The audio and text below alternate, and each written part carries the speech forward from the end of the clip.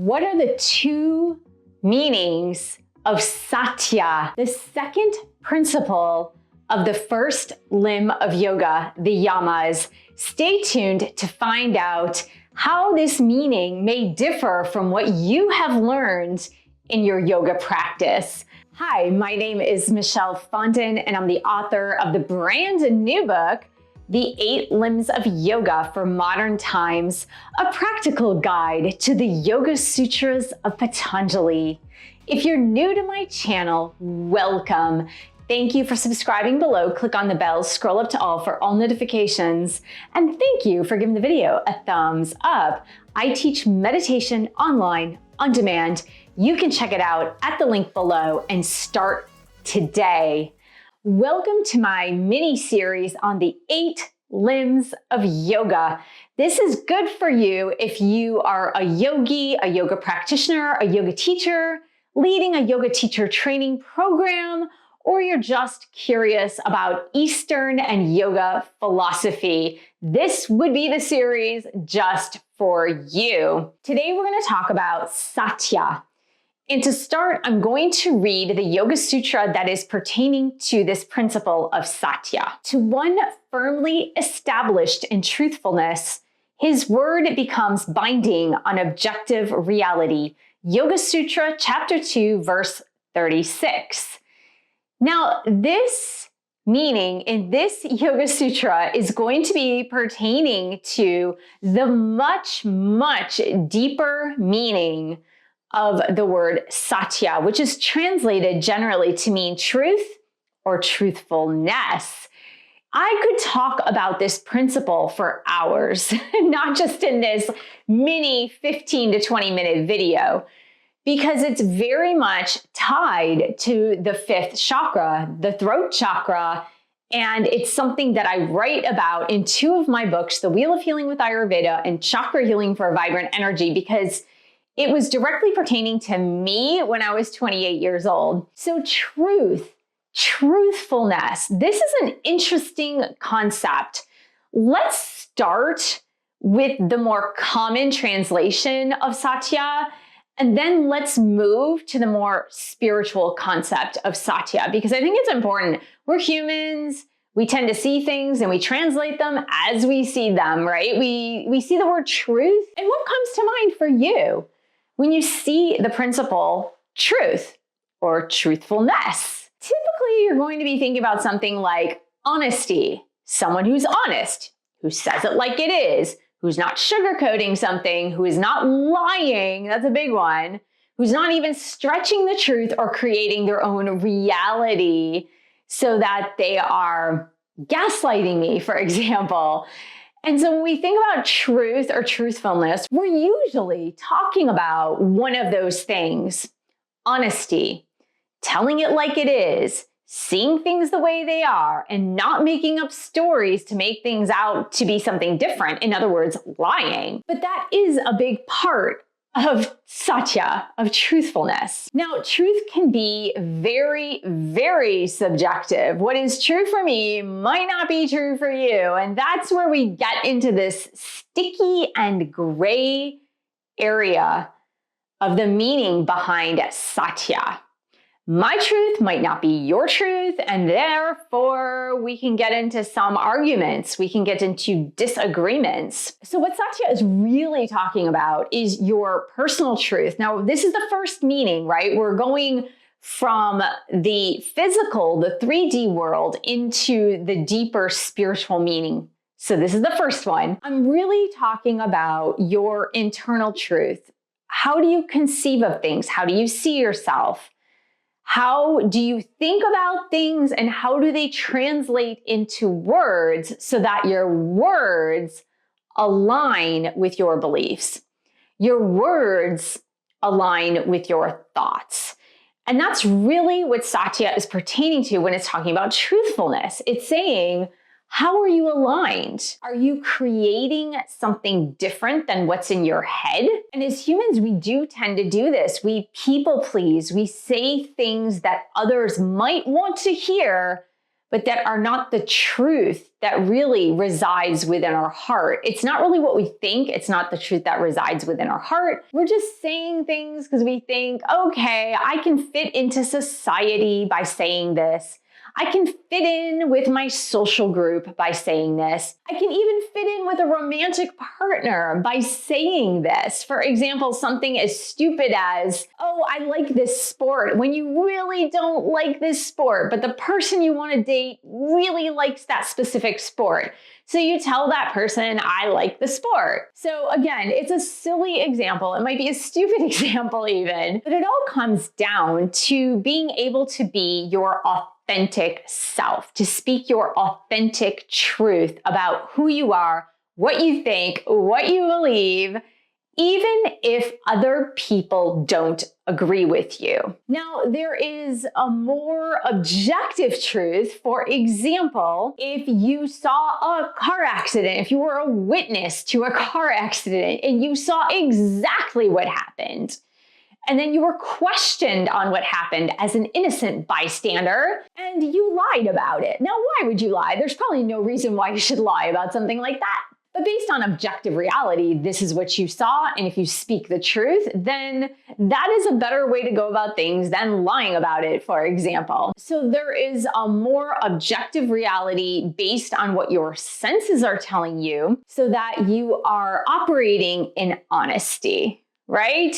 So that's what Satya is talking about from a physical level. The objective reality, what you see, hear, taste, touch, and smell, and how you're experiencing it. And by all accounts, you're not going to be lying about yourself or about other people if you know that it might harm someone.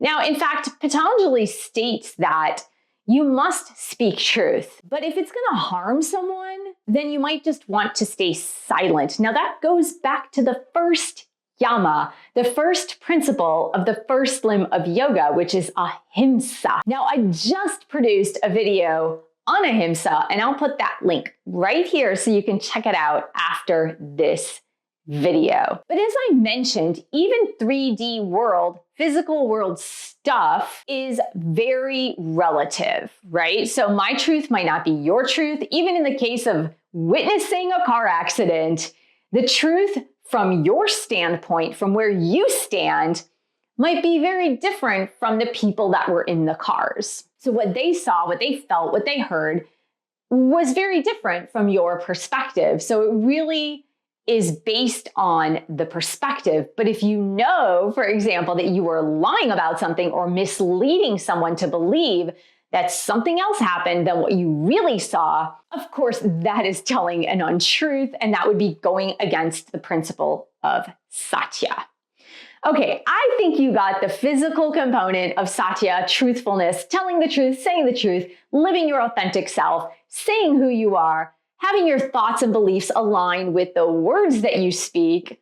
Now let's go to the more spiritual perspective, which the Yoga Sutra really adheres to, is the more spiritual perspective. Now I'm going to read it again. To one firmly established in truthfulness, his word becomes binding on objective reality. Oh my God, this is a crazy assumption that Patanjali outlined in this Yoga Sutra. Now I'm going to read to you another phrase that was written in the opening chapter of the Upanishads. And it's really interesting because it's similar. And it's from the Mundaka Upanishad, and it says, Satyam eva Jayate nanritam. Truth alone prevails, not unreality. Truth alone prevails and not unreality. Now, this is a book written by Eknath Eswaran, who is the translator of this specific translation of the Upanishads. So both of these, the Yoga Sutra and the phrase I just read from the Upanishads, speak to the higher spiritual truth. Okay, what is the higher spiritual truth? What does yoga tell us about this higher spiritual truth? The higher spiritual truth is when you stand in reality in knowing that the only thing that is real is universal source spirit, that we are all interconnected, that we are not separate, that there is no separateness, that everything that changes is part of objective reality, right? Everything that changes is part of our physical 3D world, but that which never changes is reality.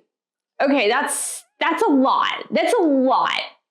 I'm going to say it again. Everything that changes in objective reality, so meaning like we see the seasons change, right? That's objective reality. We see the seasons change. We see the sun rise and set according to our planet. We see the moon go through cycles of the moon from the perspective of planet Earth, right? We see that. We understand the law of gravity, okay? All of those things are changing in that if you go into space, there is no law of gravity. You got it? So we know certain truths based on objective reality, on physical laws, on the laws in the 3D realm. But everything that changes is not reality according to spiritual laws. The only thing that is truth according to spiritual laws is that which never changes. And we're talking about spirit. We're talking about source. We're talking about source energy. Now, what does it mean it never changes? It means that the nature of source, the nature of universality does not change because it does not have physical components. Anything that we can observe with the naked eye or observe with our senses or observe are things that change. Now, what the Yoga Sutra was stating is that if you are rooted in the reality that source never changes, that infinite love never changes,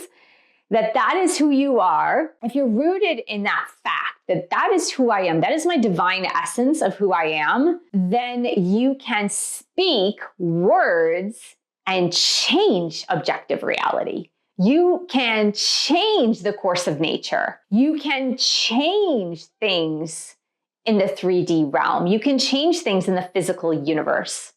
So that's what the Yoga Sutra was stating. It wasn't saying by speaking truth, you're going to manipulate people and objects and things just by saying the truth. You can manipulate people. That's not what this was meaning. What it was meaning is that when you are established in truth, which means I am universal consciousness, right? And I'm talking about you stating that from the perspective of I am universal consciousness. I am unity. I am part of the universal whole. That is reality. When you state that and believe that and live from that place, then you have the capacity to manifest anything you desire, because manifestation takes place in the physical 3D world. Whew, all right, that was a lot. I hope you caught all that. And if you didn't, you get to watch the video again. And it seems like all of the Yoga Sutras, because they all point us toward that one universal truth. So whether you start with Ahimsa, whether you start with Samadhi, they all point to that one universal truth, that which changes is unreal. That which never changes is real. Where we've got it all reversed. We have it all reversed, don't we, as humans? We think that anything tangible, anything that I can taste, touch, smell, hear, feel, that is reality, right? We all think that. We all think that. If I can't touch it, it's not real. If I can't touch it, taste it, smell it, hear it, see it, feel it, it's not real. I need to be able to have that experience through my sensory input. And what Patanjali and others taught us is that is not true. The reverse is true. Everything in the physical world is unreal. That which never changes, the spiritual realm, is real. That is the real reality. And when you understand the truth of that, you're liberated, you're free. Manifestation becomes so easy when you realize that. And when we look at the 3D physical realm and say, that's really what's real, we get stuck Because change in the 3D realm happens very slowly, because manipulation of physical materials is a much slower process, and it vibrates at a lower frequency than spiritual energy, which is a very fast-moving energy. And I hope I haven't taken it too far, because if you're new to these concepts, it can be really hard to understand in the beginning. But that is the essence of Satya. It is about aligning with yourself and your truth and being able to speak your truth without the social mask, without the ego mask, without sugarcoating things or people pleasing or saying what others want to hear. But it's also understanding from a spiritual concept that anything that changes is unreal. That which never changes is real. So I hope this helps you on your yoga journey or spiritual journey or whatever journey you happen to be on. And please do share with others who are studying yoga philosophy, Eastern philosophy, is a yoga practitioner or a yoga teacher. And you can support my YouTube channel by subscribing. You can click on that bell icon to make sure you don't miss a video. You can give the video a thumbs up, you can comment, you can share.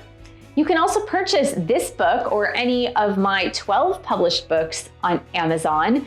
And you can join my meditation course on demand online. You'll get a call with me to get your personalized mantra that is in Sanskrit. It's based on your Vedic astrological charts, and I will see you in the next video.